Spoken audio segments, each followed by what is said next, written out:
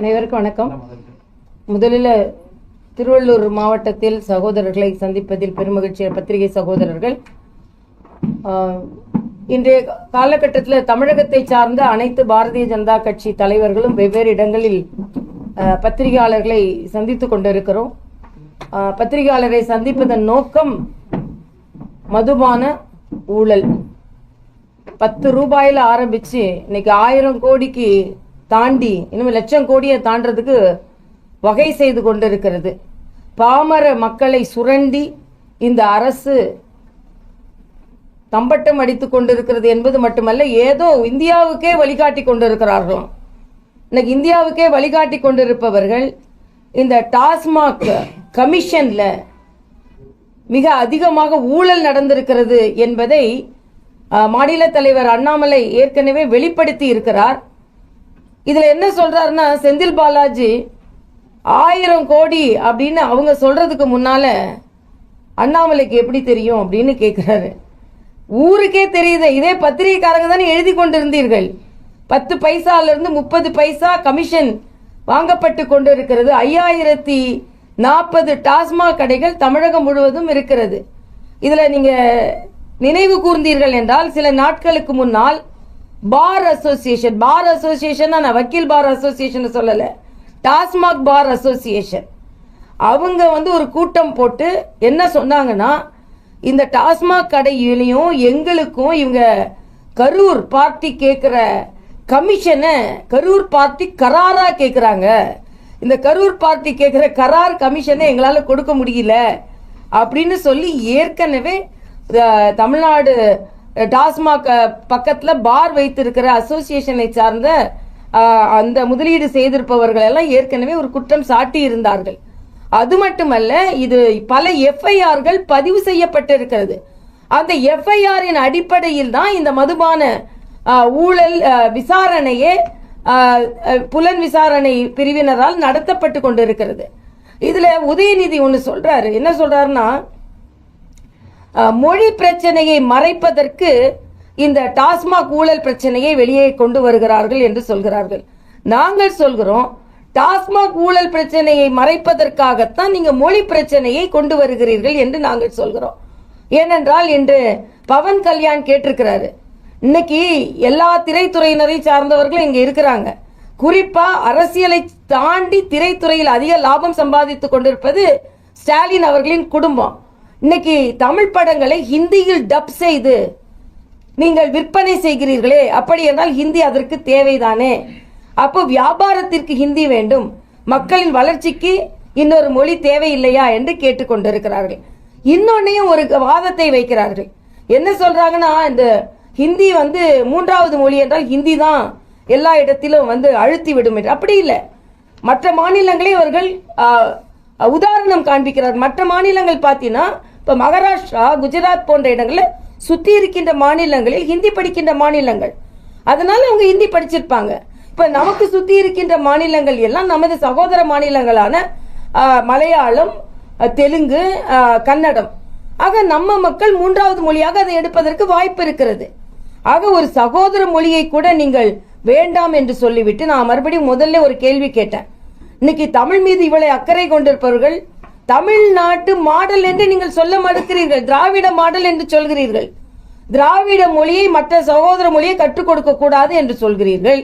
ஆனால் தமிழ்நாட்டு மாடல் என்று சொல்வதில் இன்னைக்கு தமிழ்நாட்டு ஸ்டாலினோட பெயர்லையும் தமிழ் இல்லை, அவரோட ஆட்சியின் பெயரிலும் தமிழ் இல்லை.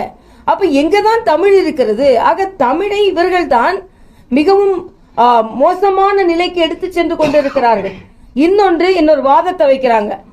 3வது மொழி வந்தது என்றால் ஹிந்தி நம்ம தமிழ் அழிந்துவிடும். தமிழை யாராவது அழிக்க முடியுமா? 5000 வருடங்களுக்கு பழமையான மொழியை அதுவே நீங்கள் தமிழை குறைத்து மதிப்பிடுகிறீர்கள் என்று சொல்கிறேன். ஆக இந்த டாஸ்மாக் ஊழலை மறைப்பதற்காக நீங்கள் மொழி பிரச்சனையை கொண்டு வருகிறீர்கள் என்று நாங்கள் சொல்கிறோம்.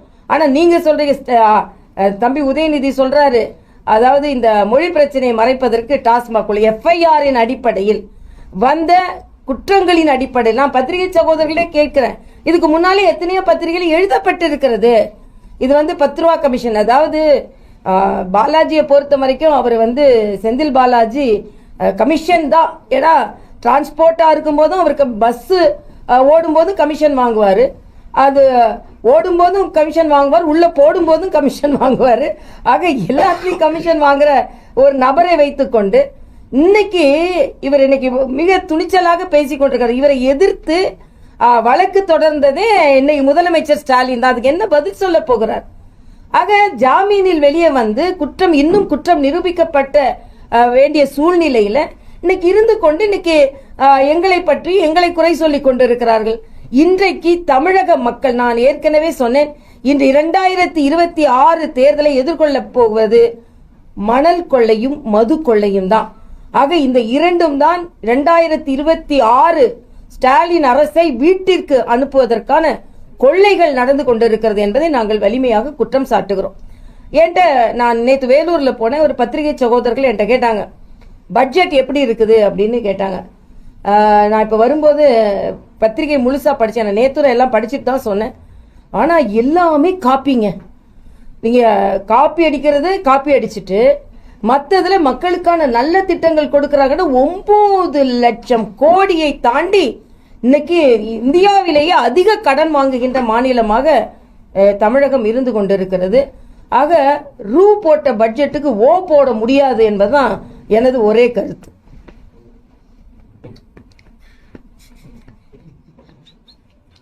ரூ போட்ட பட்ஜெட்டுக்கு ஓ போட முடியாது. பட்ஜெட்டை வந்து எஸ்டிபிஐ கட்சி எதிர்த்திருக்காங்க. சிறுபான்மை நலன் அரசுன்னு சொல்ற கட்சி வந்து இந்த முறை சிறுபான்மை ஒரு எஸ்டிபிஐ எதிர்த்திருக்காங்க. அது சிறுபான்மையினரோட அந்த திட்டங்களை பொறுத்த வரைக்கும் அது நீங்க எப்படி பாக்குறீங்க? சிறுபான்மைக்கு இல்ல, பெரும்பான்மை மக்களுக்கு எந்த திட்டமும் அங்க இல்லையே. என்ன திட்டம் இருக்கிறது என்று நான் கேட்கிறேன். இன்னைக்கு வெற்று பட்ஜெட் தான் இங்க நடந்து கொண்டு இருக்கிறது. 9 லட்சம் கோடி கடனை வாங்கி கொண்டிருக்கிறார்கள். பெண்களுக்காக நாங்கள், அதாவது பெண்களுக்கான விடுதி கட்டுகிறோம் என்று சொல்ல, இது மத்திய அரசின் திட்டம். அந்த தோழி விடுதிகளே மத்திய அரசின் திட்டம் தான்.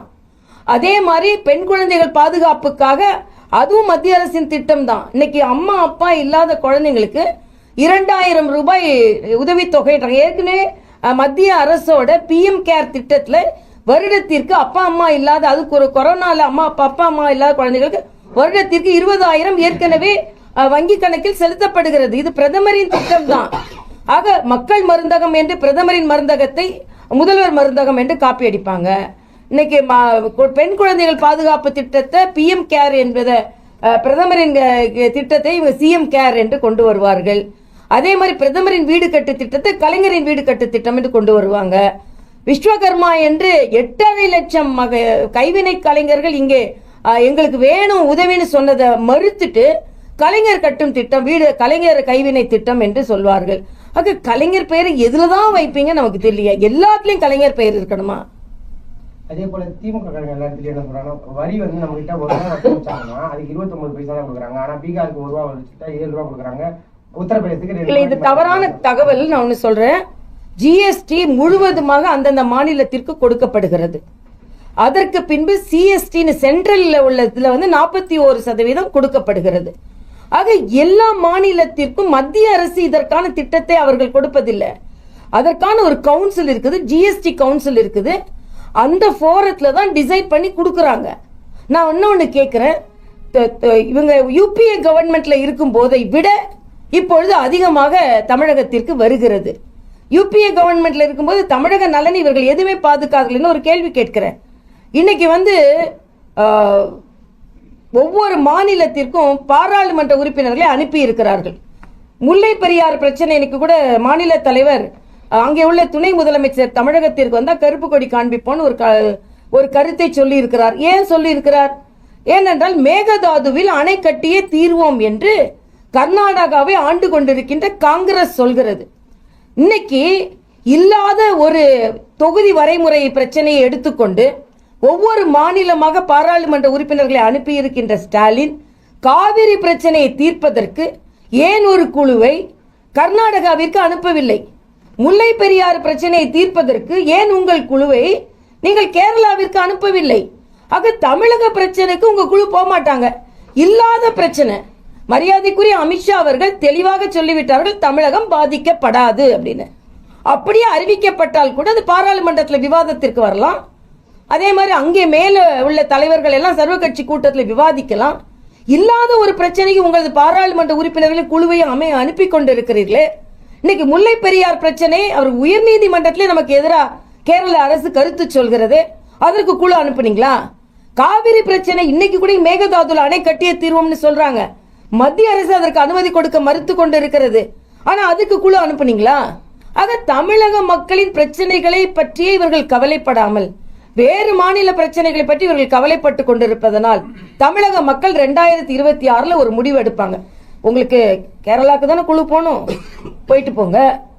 கர்நாடகாவுக்கு தானே போகணும், போயிட்டு போங்க. தெலுங்கானாக்கு தானே போகணும், போயிட்டு போங்க. தமிழகத்துல இருந்து போயிட்டு போங்க. தமிழகத்தை மற்றவங்க பார்த்துக் கொள்வார்கள். தமிழக மக்களிடம் நேரடியாக வைக்கிற உங்க பாராளுமன்ற உறுப்பினர் யாரான்னு பார்த்திருக்கீங்களா? நன்றி சொல்ல வந்தாங்களா?